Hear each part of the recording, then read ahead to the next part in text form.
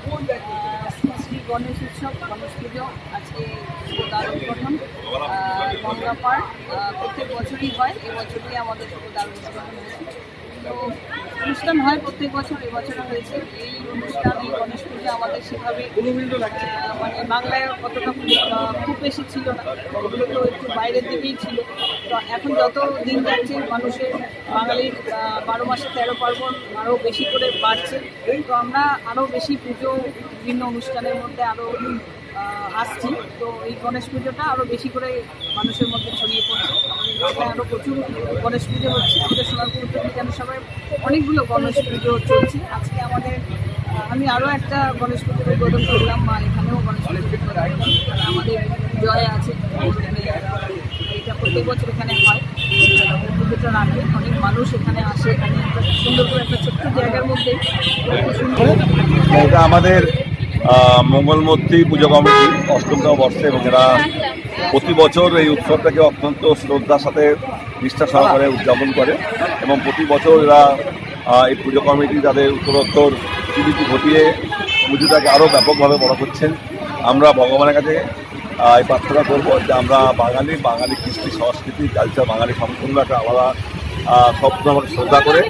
তাই শ্রী শ্রী কৃষ্ণ গণেশের কাছে আমাদের প্রার্থনা প্রত্যেকের মধ্যে সদ্ভাব, তাদের মধ্যে শান্তিকতা বজায় থাকুক, আমি এটাই কামনা করি। দাদা, বিরোধীরা বলছে নাকি বাংলাতে পুজো হয় না, কিন্তু এই যে মহারাষ্ট্র থেকে পশ্চিমবঙ্গে এত বড় গণেশ পুজো তো সব জায়গায়, কি বলে যারা বলে না তারা তো নিজেরা পুজো নিয়ে ব্যস্ত হয়ে পড়েছে।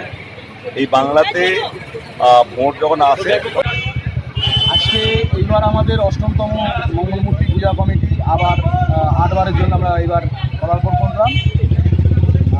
আমাদের মধ্যে উপস্থিত ছিলেন আমাদের সোনারপুর উত্তর বিধানসভার সম্মানীয় বিধায়ক শ্রীমতী ফিরদৌসী বেগম, এবং উপস্থিত ছিলেন আমাদের দাদা, আমাদের অভিভাবক জনাব নজরুল মণ্ডল মহাশয়। এছাড়াও আমাদের 30 নম্বর ওয়ার্ড এবং 31 নম্বর ওয়ার্ডের সংলগ্ন এই জায়গাটা, ওখানে আমাদের দুজন পৌরপিতা সঞ্জিত চ্যাটার্জি এবং আমাদের লালটুদা অর্থাৎ সুশান্ত দাস। উনি আসতে পারেন, উনি আসবেন, কালকে আসবেন।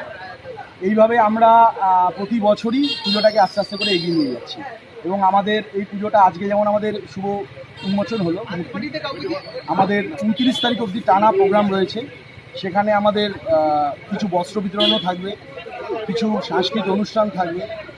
এছাড়াও ধরুন আমরা একটা খিচুড়ি ভোগ করি, লুচি, হালুয়া, এগুলো সাধারণ মানুষের জন্য আমরা দিয়ে থাকি। সবার সহযোগিতায় একসঙ্গে আমরা মঙ্গলমূর্তি কমিটি এইভাবে এগিয়ে চলেছি। তোমাদের এই উদ্যোক্তা কতজন আছে? এরকম হাতে গোনা উদ্যোক্তা না, পুরো পাড়া ইনভলভ থাকে এর মধ্যে। যে হাতে গোনা উদ্যোক্তা সেরকম নয়, সবাই বাড়ি থেকে আসে, এবং আমাদের এই 5 দিনের যে কর্মকাণ্ড চলে তার সঙ্গে তারা যুক্ত থাকে পুরো এলাকার। আজকের দিনে মানুষকে কি বার্তা দেবে? আজকের দিনে মানুষকে বার্তা দেবো এটাই, দেখুন আমরা বাংলায় যেভাবে আমরা শুনে এসেছি বারবার, বা আমাদের মুখ্যমন্ত্রী মমতা বন্দ্যোপাধ্যায় যেরকম বলছেন যে ধর্ম যার যার, উৎসব সবার, এটাকে আমরা এগিয়ে নিয়ে যাবো, আরও এগিয়ে নিয়ে যাবো এটাকে আমরা সেভাবে। ধর্ম যার যার হতে পারে, কিন্তু উৎসবটা আমাদের সবার। এটা কততম বর্ষে পদার্পণ? এটা অষ্টমতম বর্ষ। তোমার নাম? আমার নাম জয়দীপ। আমাদের আগামীকালকে একটা ফ্রি